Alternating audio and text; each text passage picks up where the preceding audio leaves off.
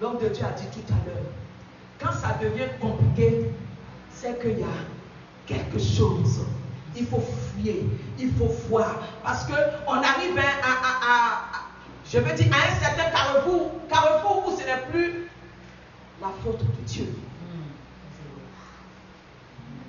On arrive à un carrefour où ce n'est plus Dieu. Quand ça devient compliqué, Dieu il est calme, les bras croisés. Non, essayez de retrouver la notice. Voyez ce qui ne va pas. Vois ce qui ne va pas. Dieu va faire. Dieu va faire. Il a déjà fait.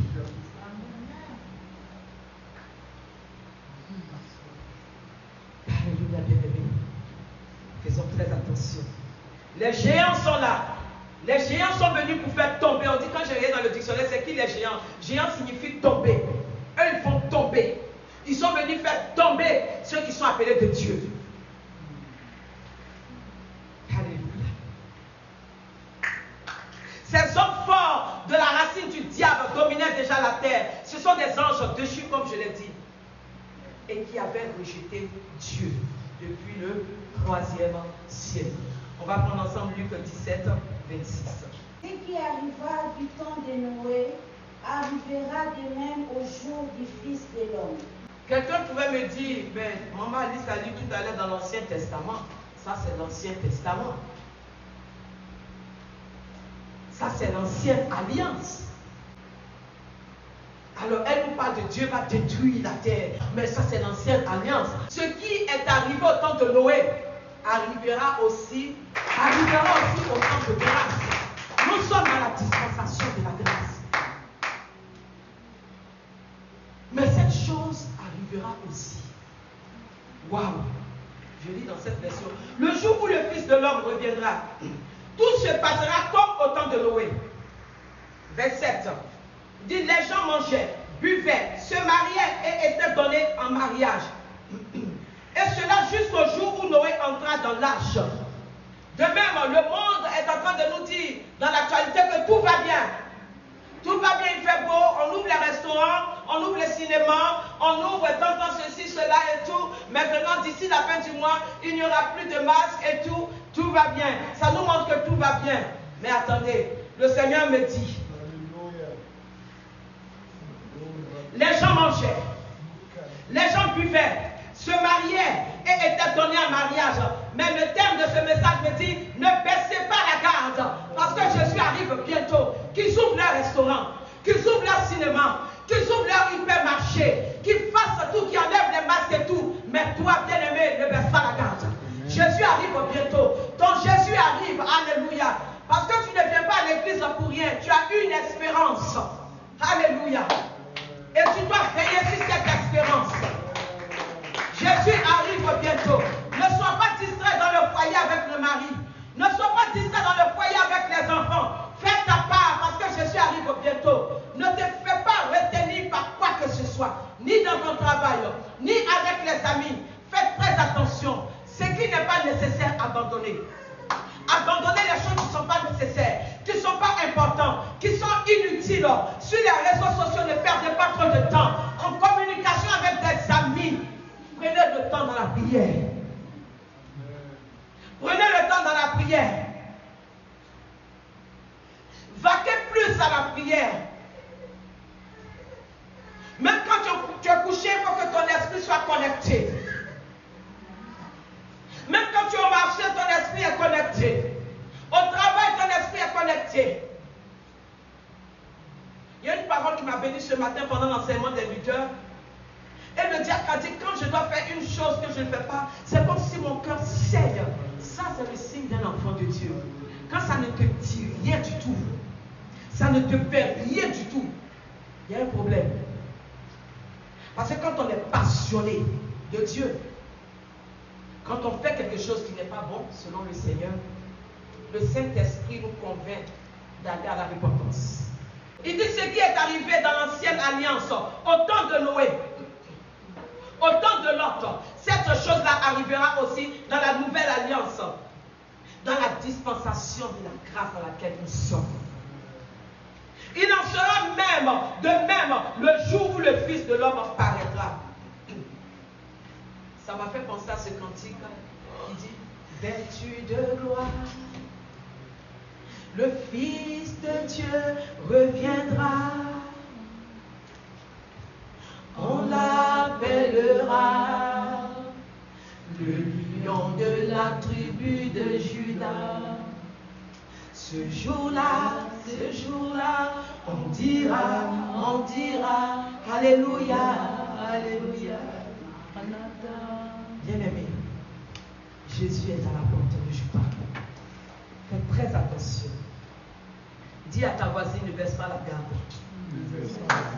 Jésus est à la porte. Jésus est à la porte. Au temps de Lot, le jugement est venu subitement. Au temps de Lot, à Sodome et Gomorrhe, le jugement est venu subitement. On n'a pas dit à Lot qu'il y a des gens qui vont te visiter. On n'a pas dit à Lot et à sa femme, telle personne ce jour vont te visiter. Non, c'est venu soudainement, subitement. Alléluia. Et a détruit les hommes.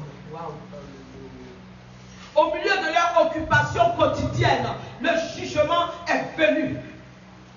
Au milieu de leur occupation, activité quotidienne, le jugement est venu. Mais quand Dieu va venir, mais qu'est-ce que tu seras en train de faire?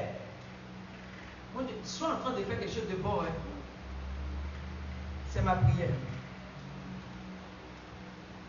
Ces hommes étaient tellement absorbés pour les choses de cette vie qu'ils avaient été pris au dépourvu.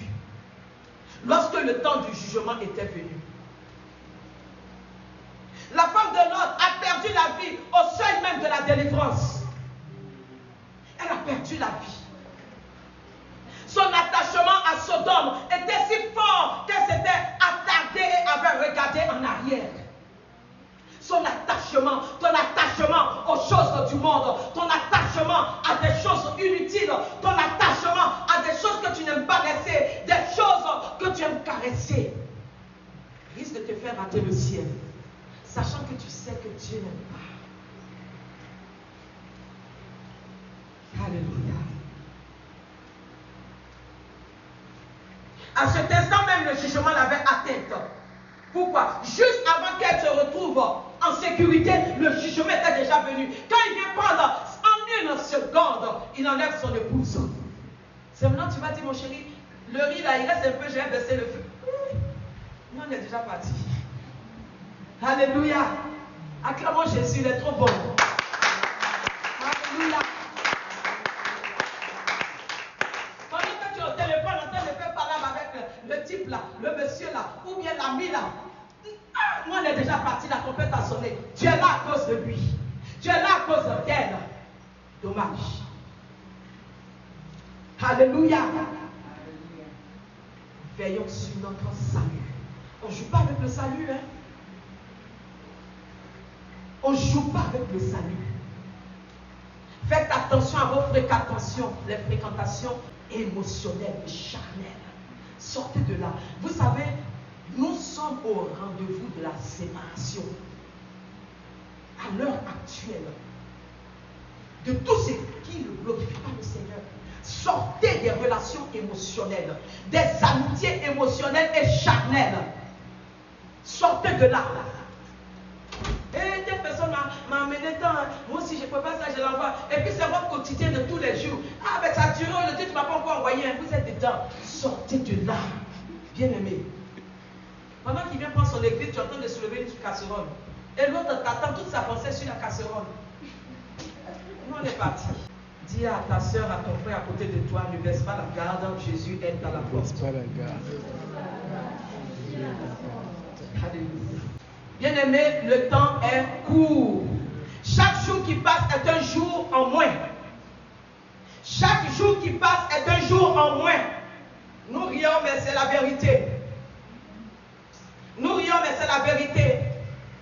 Chaque jour qui passe est un jour en moins. Ne cherchons pas à être confortable dans ce monde. Bien-aimé, ne cherche pas à être confortable dans ce monde. Dis à ta soeur, ne cherche pas à être confortable dans ce monde. On ne peut pas être confortable dans ce monde. Et c'est pour ça que Jésus a dit, eux au moins ils ont des terriers. Eux au moins ils ont un lieu où dormir. Mais le Fils de l'homme n'a pas quoi? Un lieu où reposer la tête. Il ne cherchait pas un endroit confortable. Jésus pouvait dormir dans la barque. Jésus pouvait dormir quelque part. Il pouvait dormir là et tout. Parce qu'il sait que le pays béni l'attend. Tu cherches à être conforté dans ce monde. Tu cherches à être confortable dans ce monde. Tu veux te construire un paradis sur la terre. Ce n'est pas possible si tu es un enfant de Dieu. Il y a d'autres, même quand tu arrives dans leur maison, tu ne vas plus sortir. Leur maison est tout, leur patrimoine, c'est leur pays béni, ça devient leur Jérusalem céleste. Leur maison est tout. Mais bien aimé, il dit quoi dans sa parole? Il dit là où il y a ton trésor, là où c'est tout ton cœur. Mon trésor, c'est le pays béni. J'espère que c'est pareil pour toi. Alléluia. Si tu veux chercher à te conforter dans ce monde, l'amour que tu as pour le Seigneur va se refroidir. Ça va se refroidir. Si tu dis, je n'ai pas encore construit ma maison. Je n'ai pas encore construit ma maison. Et je suis en train de vieillir actuellement. Je n'ai pas encore construit ma maison. Mais je suis en train de vieillir. Je n'ai même pas de maison de retraite. Je suis en train de vieillir, tout ça. Et ça va te distraire. Actuellement, les gens sont en train d'acheter des parcelles. Moi, je n'ai même pas encore une parcelle. J'ai 50 ans. J'ai presque 58 ans. J'ai 60 ans. Tu es en train de lutter. Et le Seigneur dit, mais le souffle, tu sais que ce n'est pas pour toi. Ce n'est pas toi que j'ai. Ce n'est pas pour toi, c'est pour moi. C'est pour moi. Alléluia. Je peux me prendre quand je veux. Alléluia. Je peux prendre le souffle quand je veux. Dis, Seigneur, je prends ce souffle. Alors ne t'inquiète pas pour la parcelle. Ne t'inquiète pas pour le terrain. Même s'il restait les fenêtres, Dieu peut te prendre à l'instant même. Et quelqu'un d'autre va venir mettre seulement une fenêtre et puis dormir dedans. Alors, pourquoi t'inquiéter sur la terre? Nous avons une maison dans le ciel. Amen. Alléluia. Il dit, notre nouvelle patrie, c'est le royaume des cieux. Notre nouvelle maison, c'est le royaume des cieux. Dans les cieux. Dans les cieux, ma patrie est dans les cieux. J'irai là-bas, c'est ma nouvelle patrie. Si tu n'as pas eu HLM, c'est pas grave. Tu es dans le privé, tu payes cher. Mais ta nouvelle patrie, là-bas, il n'y a plus de facture. Amen. Il n'y a plus de facture. Alléluia. Ne t'inquiète plus. Alléluia. Pour des choses inutiles. Inquiète-toi de rater le ciel. Alors qu'est-ce que je dois faire? C'est surtout ça. Ne t'inquiète plus pour des choses inutiles. Ne t'inquiète plus. Inquiète-toi pour ton salut. Rassure-toi de prier pour tes enfants, pour qu'ils rentrent au ciel. Si tu es un mari, prie pour lui pour qu'un jour le Seigneur le rencontre pour qu'il rentre au ciel. Si tu es une femme, prie pour elle pour qu'elle puisse rentrer au ciel. Mais ne t'inquiète pas pour les choses de ce monde. Peu importe les voitures, même si tu n'as pas de voiture, tu rentreras au ciel. Tu sais ce qui t'attend là-bas, c'est plus qu'une voiture, un char de feu. Amen. Alléluia. Qu'est-ce que nous cherchons? Et nous ne donnons pas le temps à Dieu. Qu'est-ce que tu cherches et tu ne donnes pas le temps à Dieu? Qu'est-ce que tu cherches et tu ne donnes pas le temps à Dieu? Quel genre de prière tu fais qui reste seulement sur la terre, mais qui ne pénètre pas le cœur de Dieu? Le psaume 37 dit, si vous faites de l'éternel vos délices, il vous donnera ce que votre cœur désire. Recherchez le royaume des cieux en premier et sa justice. Et tout le reste vous sera donné par-dessus. Alléluia. Il y a un cantique qui me vient à l'esprit. Tu es malheureux, brûlant de chagrin. Jésus peut te guérir. Tu es malheureux, ma sœur, brûlant de chagrin. Jésus veut te guérir. Jésus veut te guérir. Quelle que soit ta situation, quel que soit ton problème. Dans le pays béni, il n'y a plus de pleurs. Dans le pays béni, il n'y a plus de tristesse. Dans la nouvelle Jérusalem, il n'y a plus papa. Là, je vais l'appeler frère Wayou. Ils vont m'appeler sœur Valérie. Il n'y a plus ça, terminé. Il n'y a plus, tati, tonton, il n'y en a plus. C'est frère Elian. ses frères l'alarment, ses sœurs se livrent. Alléluia. Ses sœurs, Sarah et Esther, ses frères bénis. Ayons la pensée du royaume. Commençons à cultiver la pensée du royaume et nous verrons la gloire de Dieu. Alléluia. Le Seigneur dit dans le livre, on ne va pas lire, de Matthieu 24, il dit nous devions nous tenir prêts au cas où il viendrait, plus tôt ou plus tard. Plus tard, vous avez vu que les vierges attendaient, elles attendaient. Mais plus tôt, tu ne sais pas à quel moment. Comme à Sodome et Gomorrhe, voilà ce qui est arrivé. Alléluia. Comme le temps de Noé, voilà ce qui est arrivé. S'il patiente, il n'est pas encore venu, ce n'est pas parce que, je répète, ce n'est pas parce que Dieu est faible. Il use de patience pour que tu abandonnes tes mauvaises voies, pour que tu sois sauvé. Alléluia. Dans ces derniers temps, nous devons apprendre à faire le bon choix. En toutes choses. Alléluia. Sortons de toutes choses qui offensent le Seigneur, qui attristent le Seigneur. Cherchez des modèles de personnes qui vont booster votre foi. Cherchez ce modèle de personnes. Ne marchez pas avec des personnes avec lesquelles vous êtes toujours comme ça. Ça n'avance pas. Ma foi est toujours pareille. Soit avec quelqu'un qui va ranimer ta foi, soit avec quelqu'un qui va te relever, soit avec quelqu'un qui va te permettre à focaliser le regard sur Jésus. Amen. Alléluia. Cherche quelqu'un qui va t'encourager à marcher dans la crainte de ton Dieu en poursuivant la sanctification. Évitez, je répète encore, les amitiés charnelles, pour ne pas dire émotionnelles. Ne caressez plus le péché. Séparez-vous de toutes sortes d'addictions. Sortez de toutes ces choses-là. L'apôtre Paul recommandait aux Philippiens de bien observer d'autres modèles en matière de sanctification. Il savait pourquoi il le disait. Alléluia. Pour tous ceux qui souffrent, je répète, pour tous ceux qui sont malheureux, pour tous ceux qui sont trompés, trahis, persécutés, ne baissez pas la garde, mais affermissez-vous dans le Seigneur. Affermissez-vous dans le Seigneur. Parce qu'il est proche. Amen.